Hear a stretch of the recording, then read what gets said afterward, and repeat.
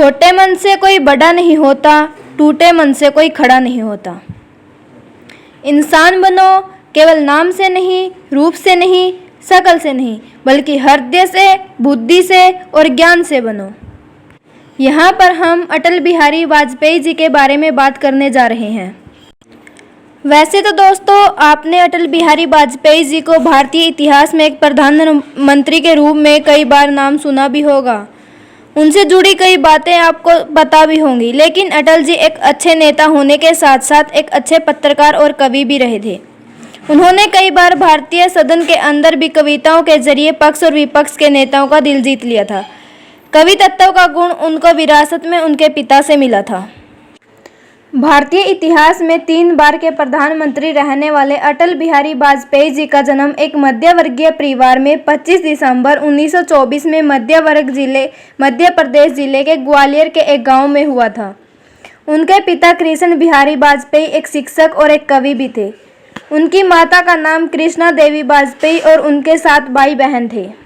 वाजपेयी जी ने अपनी high school की शिक्षा सरस्वती शिक्षा मंदिर गोरखी भाड़ा विद्यालय से प्राप्त की। इसके बाद उन्होंने स्नातक की शिक्षा लक्ष्मीबाई कॉलेज से पूरी की और विधि स्नातक की डिग्री उन्होंने कानपुर में स्थित डीएवी कॉलेज से अर्थशास्त्र विषय में ली। अटल जी छात्र जीवन से ही राजनीतिक तथ्यों से संबंधित वाद विवाद में हिस्सा लेना पसंद करते थे और वे हमेशा ऐसी प्रतियोगिताओं में भाग लेते रहते थे। आगे चलकर सन 1939 अपने छात्र जीवन में उन्होंने स्वयं सेवक की भूमिका भी निभाई। उन्होंने हिंदी न्यूज़पेपर में संपादक का काम भी किया। आपको बता दें कि वाजपेयी जी ने कभी शादी नहीं की। उन्होंने 2 बच्चियों को गोद लिया था, जो बीएन कौल की बेटियां नमिता और नंदिता थी। आज़ादी की लड़ाई में वे अनेक नेताओं के साथ मिलकर लड़े। फिर हमारे देश के लिए अत्यंत दुख भरा दिन आया जब 16 अगस्त 2018 को दिल्ली के एम्स अस्पताल में उन्होंने आखिरी सांस ली। यह दिन हमारे देश की सभी देशवासियों के लिए अत्यंत क्षति वाला दिन था। हमारे देश ने एक महान राजनेता को खो दिया। आज भी अटल जी द्वारा दिए गए भाषण, लिखी गई किताबें, कविताएं और प्रधानमंत्री के तौर पर किए गए कामों आदि द्वारा उन्हें सम्मान के साथ याद किया जाता है। सन 1942 में अटल बिहारी वाजपेयी जी ने अपनी राजनीतिक शिक्षा जीवन के सफर शुरू किया था। जैसा कि आप सभी को पता होगा, उस समय भारत छोड़ो आंदोलन जोर शोर से चल रहा था और इसी दौरान उनके भाई को इस आंदोलन में गिरफ्तार कर लिया था। इनके भाई को 23 दिनों के लिए जेल कारावास में रहना पड़ा था। उसके बाद उन्हें रिहा कर दिया गया था। उसी समय उनकी मुलाकात श्यामा प्रसाद मुखर्जी से हुई और उनके आग्रह करने पर उन्होंने भारतीय जनसंघ पार्टी को ज्वाइन कर लिया। भारतीय जनसंघ पार्टी का गठन सन 1951 में हुआ था। इसके बाद सन 1957 में जनसंघ पार्टी द्वारा अटल बिहारी वाजपेयी जी को अपने उम्मीदवार के तौर पर उत्तर प्रदेश जिले के बलरामपुर लोकसभा सीट से इलेक्शन के लिए टिकट दी गई और अटल जी ने लोकसभा चुनाव में अपनी पहली जीत दर्ज की। इसके बाद उनकी उपलब्धि को देखते हुए उन्हें पार्टी का अध्यक्ष बनाया गया। अटल जी 2 साल तक मोरारजी देसाई की सरकार में वर्ष 1977 से 1979 तक विदेश मंत्री रहे, जिससे हमारे देश की प्रगति विदेशों में एक व्यासी देश की पृष्ठभूमि तैयार करने में उनका बहुत योगदान रहा। इसके बाद सन 1980 में अटल बिहारी वाजपेयी जी ने अपनी एक पार्टी का गठन किया, जो थी भारतीय जनता पार्टी, और 6 अप्रैल 1980 को अध्यक्ष के रूप में कार्यभार संभाला। लोकसभा चुनाव सन 1996 में भारतीय जनता पार्टी का देश भर में पहला विजय चुनाव रहा।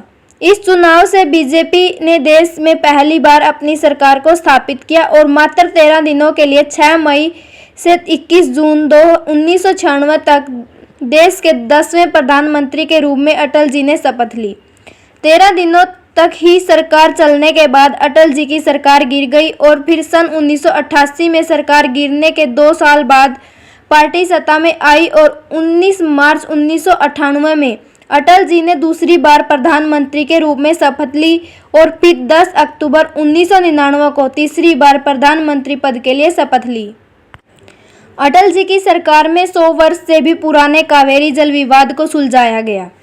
कई समितियों और आयोगों का गठन किया गया, जैसे राष्ट्रीय सुरक्षा समिति, आर्थिक सलाह समिति, व्यापार एवं उद्योग समिति आदि।